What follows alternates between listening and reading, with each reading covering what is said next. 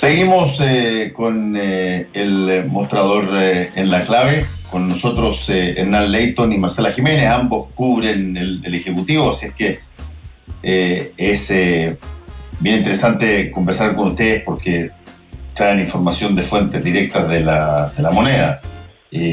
Bueno, ¿cómo se avanza en esto? Porque tenemos no solamente a un gobierno que está cuestionado por su propia coalición, por inefectivo, porque no tiene movimiento, pero también tenemos a cargo del gobierno a una persona que se caracteriza por, bueno, por tenerle aversión a ser figura de fondo, a ser un personaje secundario. Y bueno, lo está haciendo. Sí, y todo esto entremezclado con tres malos diagnósticos que han marcado la pauta y el camino y el momento que está viviendo el gobierno. Como hablaba Marcela anteriormente, el no haberse hecho cargo de una manera más política y no haberse enclaustrado en la ideología para haber enfrentado el estallido social es el primero de los puntos que marca el destino del gobierno. Recordemos que el primer diagnóstico y el que se sigue sosteniendo en algunos espacios, hasta por el propio presidente Piñera, tenía que ver con que el estallido era una orden del Partido Comunista a salir a la calle y esto complementado con intervención extranjera. O sea, nunca se leyó el fondo de lo que estaba sucediendo para tomar decisiones significativas, plausibles para lograr encauzar el descontento social.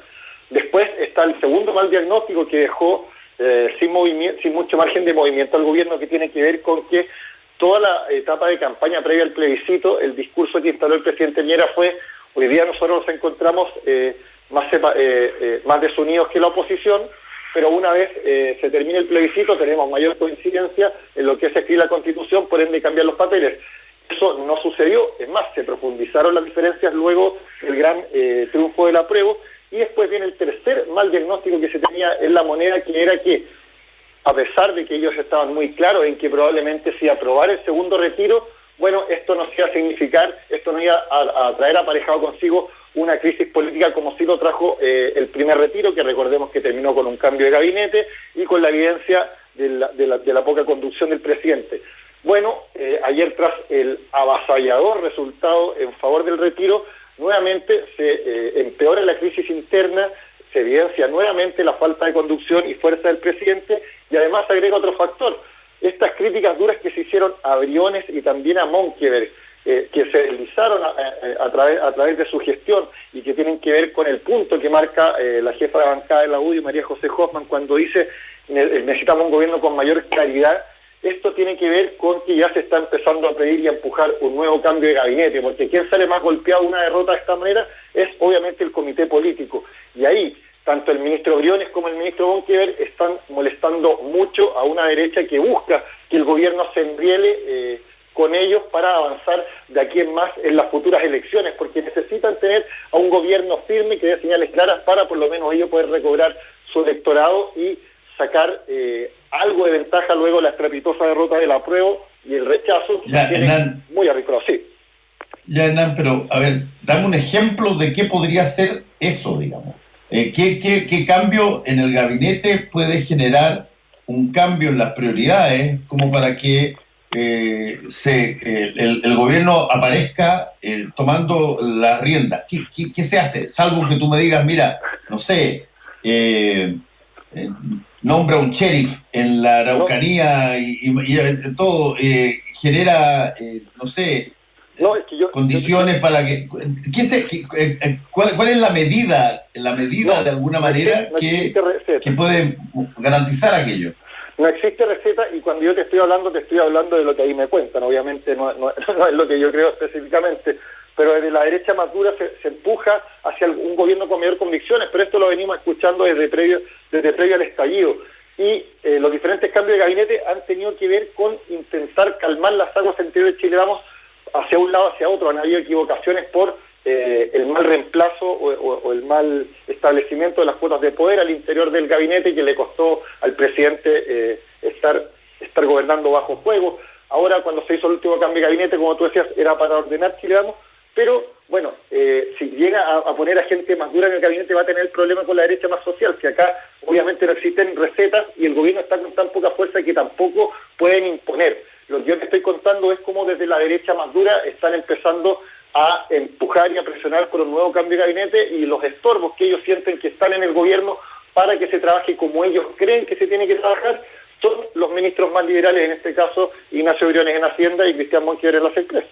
Lo que pasa, Fernando, que el problema de diagnóstico que ha tenido recurrentemente la moneda no es solamente un problema de diagnóstico solo de la moneda, sino que también de un sector de la derecha, que es la que está de la que está hablando Hernán, porque cuando creen que todo se soluciona con un cambio de gabinete y con sacar ciertas piezas que les estorban por considerarlas demasiado liberales o que son entreguistas o que han traicionado los valores de la derecha, básicamente es un grupo centrado en la UDI y en la parte más dura de Renovación Nacional, que lo que están haciendo es que tienen absolutamente claro ellos que el gobierno de Piñera se acabó, que no van a lograr nada, y lo único que están apostando es al voto tradicional duro de la derecha y a la candidatura de Joaquín Lavín para poder mantener el poder. Y eso es básicamente la única lectura y sobre la cual se están tomando ciertas decisiones. Entonces, ¿qué es lo que sucede? Hay otra derecha que ayer, por ejemplo, decían que todo esto que está pasando es por un error de diagnóstico de la moneda, de no entender realmente y no haber querido entender nunca lo que ha pasado en este país en el último año, y eso en base a que muchos ministros, muchos asesores y muchos parlamentarios de la propia derecha no conocen la realidad, viven en una burbuja y que no entienden realmente lo que está sucediendo. Por eso que muchos tienen expectativas con lo que pueda hacer Rodrigo Delgado, que si bien se le puso ya cuesta arriba el camino con lo que pasó ayer, este baño de realidad que decía Hernán en términos de que no es fácil ser el jefe de gabinete, el conductor de un gabinete y el enlace con una coalición así de fracturada, Delgado, si es que le dan el margen, si es que le dan el espacio de poder, Delgado podría a lo mejor marcar ciertos puntos, porque él viene de esta esfera de la derecha que si bien es UDI, viene de esta esfera de la derecha de los alcaldes, que están trabajando en terreno todos los días, si no gratuitamente, en todos estos puntos donde la derecha, donde la moneda y el sector de la UDI ha fracasado, que es el diagnóstico del 18 de octubre, que es cómo manejaron el estallido, que son las medidas para enfrentar la pandemia, Delgado siempre estuvo con los alcaldes que pedían, exigían, cuestionaban, criticaban y demandaban a la moneda en todos los planos. Entonces, ahí está la posibilidad que pueda tener la moneda, pero eso va a depender, de verdad, de si el presidente y la roulette le dan el espacio o no para poder hacer lo que tenga que hacer. Porque lo de ayer en la Cámara no es que no se puede decretar, lleva solo una semana Delgado, ni siquiera lleva una semana, no es un fracaso de él, porque esto venía de mucho antes de que él asumiera el cargo, y entonces hay que ser sumamente justos en eso.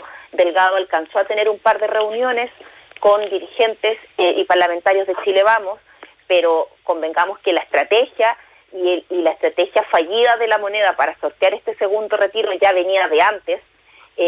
Entonces, por eso que sí es un baño de realidad, porque le abre los ojos de lo complejo que va a ser esto, pero sí le manchó el debut, sí le pegó, sí le eclipsó su debut y su llegada. Entonces, pero ahí está la posibilidad.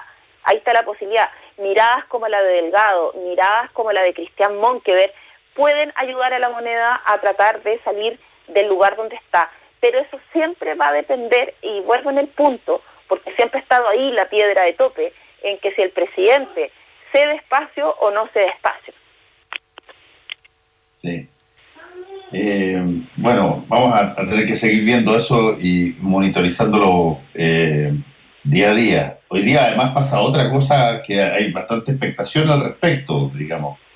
Y hoy día Mercurio de alguna manera anticipa lo que va a ocurrir con una declaración bien impresionante. Me estoy refiriendo a que para hoy está programado la declaración judicial del exministro Mañalich. Ahora, a esta hora justo, desde las 9 de la mañana era. Sí. Desde las 9 de la mañana, exactamente. Y el Mercurio trae la declaración como testigo de la funcionaria de epidemiología del Ministerio de Salud. Sí. Y lo que plantea ella, Patricia Cerda se llama, en calidad de testigo, es bien impresionante porque dice, literalmente, abro comillas, los países a los que le ha ido bien con esto eran aquellos que tenían una sólida estrategia de testeo, trazabilidad y aislamiento. Y nosotros no teníamos un testeo, trazabilidad y aislamiento, sino hasta el 11 de julio del 2020. Perdón, yo escuché a quien, desde el presidente para abajo, a montones que decían que estaban preparados desde enero y algunos desde diciembre, con todo el testeo, el seguimiento, con todas las cosas que se necesitaban, además de los hospitales, además de las camas, en fin. La preparación desde enero, ¿cómo queda cuando te dicen de que no se subieron a la estrategia de testeo, trazabilidad y aislamiento, sino hasta el 11 de julio del 2020? Sí, pues Fernando, pero es que ahí está en parte lo que estábamos hablando antes, que tiene que ver desde cómo entiendes y cómo haces las cosas. O sea, aquí con la pandemia, lo que primero se trató de hacer no fue evitar la pandemia. Aquí, yo me acuerdo de haberlo conversado en la radio y de haberlo puesto como ejemplo. Aquí en marzo, la moneda, lo que vio el segundo piso de la moneda, fue la posibilidad de sacar a Piñera del hoyo en el que estaba después del estallido y convertirlo en el salvador de Chile de la pandemia. Y además de eso, y ocupar, y que la pandemia fuera como fuera el rescate de los 33 mineros, que la pandemia fuera un nuevo rescate de mineros, básicamente. Porque no lo entendieron, porque no dimensionaron, porque no hicieron caso de nada de lo que estaba pasando en Europa, que habían 2 meses de adelanto, era una máquina del tiempo que uno podía decir, esto es lo que va a pasar, así viene. Y aquí a lo que se dedicaron fue a un discurso exitista. Te recuerdo la mejor salud del mundo, el mejor sistema de salud del mundo. A nosotros no nos va a pasar lo de Italia. Entonces, se dedicaron a eso el primer tiempo, que fue fundamental. Las medidas se tomaron tarde y la pandemia se expandió en Chile. Y se manejó mal. Entonces, no es de extrañar. Se trató de hacer un control comunicacional súper fuerte de eso. Pero esto que está diciendo la funcionaria de epidemiología, Patricia Cerda, son cosas que en el diario se publicaron en abril. No solamente en El Mostrador, en otros medios también, en CIPER y en algunos otros medios se publicaron los problemas que había, que las cosas no se estaban haciendo como se decían, que no era real lo que estaba diciendo el gobierno. Pero hubo todo un despliegue comunicacional feroz para tratar de hacer parecer que sí. Te recuerdo que en marzo y abril el presidente hablaba todos los domingos. Hablaba día por medio en puntos de prensa, pero además daba entrevistas todos los domingos en la noche. Lo tengo muy grabado porque nosotros que hacemos turnos con Hernán, era para matarse que a las 9 de la noche, cuando uno pensaba que estaba cerrando el turno, hablaba el presidente. Entonces, y básicamente todo iba en esa línea. Entonces, que ahora se sepa con declaraciones judiciales que nunca hubo nada de lo que se decía y que recién en julio, cuando ya estábamos hasta el cuello de contagio, se sepa que recién ahí se empezó a hacer las cosas como corresponden, no es ninguna novedad nomás, es solo una constatación que lo que hace es complicar el escenario a Mañalich, efectivamente. Sí, dale nomás. No, iba a complementar señalando que existe más o menos un diagnóstico transversal de lo que ha sido el trabajo del gobierno. En la oposición en Chile vamos, un caso un poco menos caliente de lo que era cuando estábamos quizás en los primeros meses, pero que esto tiene que ver con que sí, al gobierno se le reconoce en la gestión la ampliación de camas que se hizo en todo el país. Sí, ese es un punto a favor que se le reconoce al gobierno. Si el problema es que esa era una forma de paliar el aumento que estaba considerando la pandemia. Y aquí volvemos a lo que ustedes están señalando. el gran déficit que tuvo la administración Mañalich en conjunto con el segundo piso, porque las determinaciones se tomaban en conjunto, tiene que ver con la demora en implantar la estrategia del testeo, trazabilidad y aislamiento, porque esto consideraba desde un inicio trabajar con las municipalidades a través de la salud primaria, algo que el ministro Mañalich se negó rotundamente, no solo ninguneando el trabajo de los alcaldes, sino que como acusaban desde la propia interna de la moneda para no entregar mayor información que pudiese ser ocupada en contra del gobierno. A eso se le agregan los cuestionamientos del manejo de cifras, que es precisamente lo que señala esta persona que ya había hablado meses anteriores, pero que hoy día se consigna como declaración judicial. Y finalmente todo esto entrecruzado entre la misión del Ministerio de Salud y también la necesidad de la moneda por lograr poner al presidente como salvador. ¿Y cómo se da cuenta de esto? Con las decisiones políticas que fueron muy desfasadas de la realidad de los números que estaba sucediendo en medio de la pandemia, y que tienen que ver con, primero, la nueva normalidad, que se demoraron 2 meses en el gobierno en reconocer que sí había tenido efectos secundarios esa maniobra comunicacional, y luego esta batalla que también tuvo como título una nueva etapa en el trato que se le dio a la pandemia, que, como señala esta propia exfuncionaria del MinSal, ninguna cuadrada con el desarrollo de las cifras. Ahí están los reales cuestionamientos a la labor en general que tuvo el Ministerio de Salud durante las primeras etapas de la pandemia. Sí, bueno, también, aparte de esto, que probablemente va a ser una de las noticias del día, entiendo que ya el Ministerio de Salud fijó el calendario para la entrega de la información que está solicitada por el Ministerio Público y que se intentó en un principio no entregar aduciendo condiciones de seguridad nacional, que me estoy refiriendo a la información contenida en los computadores, que de alguna manera puede evidenciar, suponiendo que haya algo de eso, si es que correspondía a lo que las acusaciones que se han hecho de que hubo una manipulación de cifras por parte del Ministerio de Salud durante la gestión de Jaime Mañalich. Pero para eso hay que conocer el contenido de esos computadores, y entiendo que París ya por lo menos dejó de pelear después del fallo de la Corte Suprema, y ahora entregó un calendario para poder entregar estos computadores, esta información.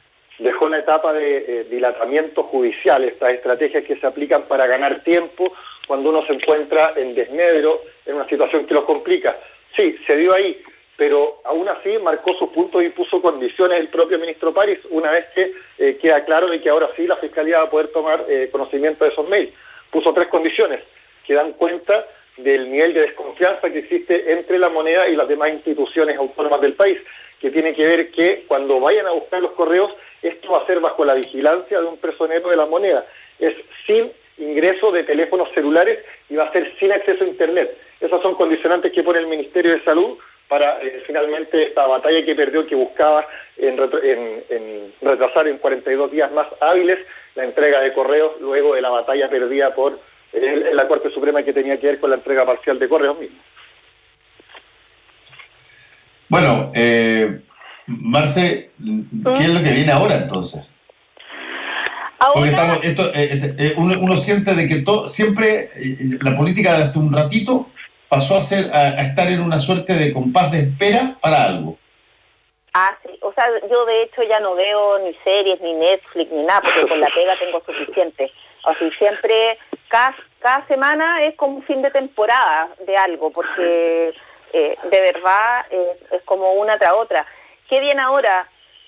Los próximos días no van a hacer nada, es fácil tampoco para la moneda. El viernes está fijada la Comisión de Constitución del Senado, ya está citada para empezar a tramitar y a votar el segundo retiro del 10% en el Senado, el segundo trámite constitucional.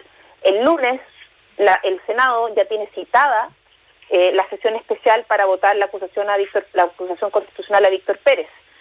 Y la próxima semana, que se dilató esta semana, se suspendió, las sesiones ordinarias del Senado se suspendieron para privilegiar el trabajo de la discusión de la Comisión Mixta de Presupuestos, porque se están acercando los plazos ya Les recuerdo que la ley de presupuesto tiene que estar aprobada y despachada por el Congreso antes del 30 de noviembre. Entonces están con los plazos ya muy encima y se necesita, y todavía no se llega al debate en la sala. El proyecto de presupuesto sigue en la comisión mixta, donde ahí hay otro foco, Fernando. O sea, el gobierno ha tenido una tramitación. Las tramitaciones del presupuesto nunca son miel sobre hojuelas. Siempre tienen sus rasgos de tensión, sus minutos de complicación. Son los minutos, además, donde los parlamentarios se engallitos con el Ejecutivo cede con ciertos puntos, da cosas a ciertas regiones. Es como una lógica de cómo se trata el presupuesto. Pero puntualmente ha sido muy tortuoso, y ha sido muy tortuoso porque no solo por el tema de la crisis económica, el gobierno bajó, por ejemplo, en áreas muy sensibles, el presupuesto, me refiero al área de la cultura y de la ciencia, y que son puntos donde la oposición está exigiendo que el gobierno por lo menos aumente a lo que había el año anterior. Pero además hay una relación muy tensa. Hubo un episodio de enfrentamiento no menor entre el senador Carlos Montes y el director de la DIPRES. Y la relación del Congreso con el ministro Briones es cada vez peor.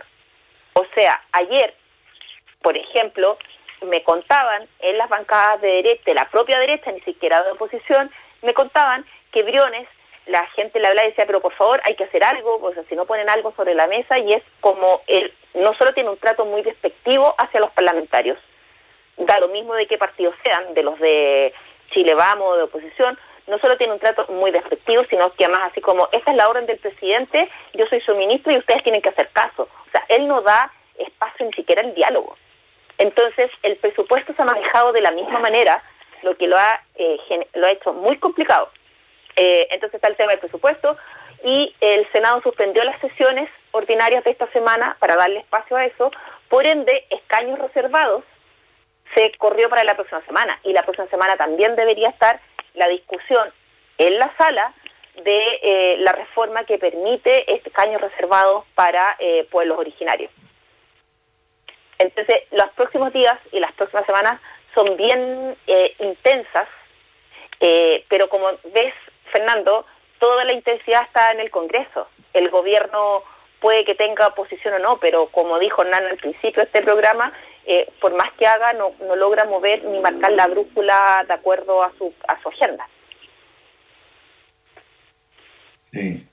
Es interesante ver de repente teorías comunicacionales en acción y que funcionan. Yo he hablado harto de la teoría de la disonancia cognitiva en este programa, que básicamente consiste en cómo se resuelve una situación donde tú tienes una creencia o un valor que se contradice con tu conducta. Y eso ha pasado, pero fíjate, con todos los personajes que han llegado al gobierno y que tienen una súper buena imagen de llegada. Pasó con Blumel, pasó con, por cierto, Ignacio Briones. Ignacio Briones era un tipo que lo alababan brutalmente por ser un conversador, haberse hecho sus posgrados en Francia y por lo tanto entender lo que era una lógica de socialdemocracia, un tipo más sensible, andaba en metro. Pero la teoría de disonancia cognitiva es brutal porque dentro de tu pega tú tienes que tomar decisiones, por ejemplo, sobre si tú apoyas o no apoyas algo que en tu fuero interno tú no estás de acuerdo, pero por tu posición te fuerzan a apoyar. ¿Y qué es lo que sucede al final? Al final, para justificar ese apoyo, terminas cambiando tu actitud y racionalizando todo desde un punto de vista totalmente contrario como estabas en el principio. Ya no eres el amoroso, ya no eres el romántico, ahora eres el pesado, ahora es el tipo que tiene una mala imagen. Y desde ese punto de vista es bien sorprendente. Ignacio Briones era probablemente, y ustedes lo recordarán, cuando llegó, al igual que Blumel, de la misma forma, eran personajes que tenían solamente atributos positivos para llevar al gobierno. Pero tuvieron que que hacer esta cosa que es una máquina moler carne y jugarse por una cosa, y la inercia del gobierno de solicitar apoyo para determinadas cosas que probablemente muchos de ellos ariscaban la nariz, pero una vez que hicieron el apoyo, para justificar ese apoyo tuvieron que meterse más dentro de esa misma línea, y finalmente tú los viste. Hoy día tú estás hablando de Ignacio Briones como si fuese una persona pero que no se distingue de Víctor Pérez, que es un duro histórico. Sí, pero hay una diferencia entre Ignacio Briones y Víctor Pérez, y eso puedo dar fe, Fernando, porque he reporteado 20 años derecha, y a Víctor Pérez desde que hice la práctica que lo he reporteado, y Víctor Pérez es un duro, es un tipo conservador, doctrinario, todo lo que se le pueda decir a Víctor Pérez, pero Víctor Pérez es una persona que tiene un excelente trato, es una persona sumamente agradable para poder tratar con él. Los mismos parlamentarios que trabajaron con él como diputado, como senador, nunca han dicho una palabra en contra de la forma de ser de Víctor Pérez y la forma en que se relaciona. Briones, efectivamente, como dices tú, llegó con un montón de atributos, esta cosa de una derecha más moderna, asumió y sacó en un mes, la reforma tributaria que Felipe Larraín tuvo entrampada más de un año y que no pudo sacar a flote, y él la sacó, pero resulta que cuando las cosas se pusieron difíciles y cuando las cosas no empezaron a salir como él quería, y cuando se le empezó a criticar, y cuando tuvo que entrar a negociar de verdad, ahí cambió. Porque el tema de Ignacio Briones viene desde la discusión del primer IFE, del primer ingreso familiar de emergencia del gobierno para la pandemia. De ahí viene, ahí hubo un punto de inflexión en la relación de Briones con el Congreso. Desde ahí viene. Y esa, si bien al principio fue con la oposición, después, al poco andar, también fue con la propia derecha y con los propios parlamentarios de Chile Vamos. Entonces, no sacas nada con haber estudiado posgrado en Francia si te pones, eso sí, no tienes capacidad de diálogo cuando las cosas son adversas, porque ahí es cuando importa la capacidad de diálogo, no cuando te salen las cosas fáciles y rápidas. Y ahí está el problema con Briones. Entonces, que tiene mucho sentido, porque cuando Briones llegó y todo el mundo le hacía queques a Briones y decían que era lo máximo del mundo mundial, habían sectores de la propia derecha que advertían y decían, yo me acuerdo que un par de fuentes me dijeron, ojo, porque este es más duro y más dogmático que cualquiera de la derecha. Ojo, me lo dijeron varias veces. Y ahora se está evidenciando eso, y ahora se está viendo eso. Entonces, ahí hay diferencias, porque, por ejemplo, Blumel, que sí es cierto, Blumel llegó con una serie de atributos que eran súper buenos para el gobierno, y la máquina de moler carne lo trituró finalmente, pero el gran problema que tuvo Blumel no fueron problemas de él en términos de sus malas relaciones, sino que Blumel nunca pudo desarrollar el peso político para poder ejercer realmente como conductor del gobierno. El estar siempre a la sombra de la roulette, por ejemplo, le generó, en un sector de la derecha, Renovación Nacional, le generó desconfianza. En la UDI lo querían desbancar desde el día 1. Entonces, sobre Blumel jugaron otros factores también que llevaron a que quedara totalmente eclipsada su figura y terminara saliendo del gobierno. Sí. Yo estoy de acuerdo contigo en todo lo que tú has dicho. O sea, la única cosa que yo digo es que a veces las teorías funcionan. Y cuando a ti te solicitan o tienes que justificar algo en lo que no crees o algo en lo que tú estás en desacuerdo, la forma de resolver ese desequilibrio que se te debe producir en la cabeza, en general, como lo estableció un genio que se llamaba Leon Festinger, es justificando y racionalizando tu conducta, lo que te lleva a estar cada vez más en la línea de aquello que al principio tú probablemente, si hubieses estado en el living de tu casa y fuera del gobierno, hubieses encontrado que era totalmente inaceptable. Y te terminas convirtiendo en el lugarteniente de justamente todo aquello de lo que tú discrepabas. Sí, yo estoy de acuerdo contigo y creo que lo que estás hablando y describiendo en este último minuto es lo que yo creo que le pasa al ministro Cristian Monkever. O sea, yo creo que el ministro Monkever en estos minutos tiene que estar defendiendo cosas en las que no cree o tiene que estar argumentando cosas que él, no estando en esa condición de ministro, estaría en otra posición, claramente. Entonces, bueno, esos son los desafíos de ser gobierno. Pues si por algo dicen que otra cosa es con guitarra. Pero en un gobierno con los problemas que tiene obviamente que hace todo mucho más cuesta arriba. Tenemos que ir. Muchas gracias, Hernán. Gracias, Marcela. Cuídense. Chau, chau. Tú también. Chao. Actualidad con ojo crítico. La información desde distintos puntos de vista. Fue El Mostrador en La Clave, con el equipo de El Mostrador.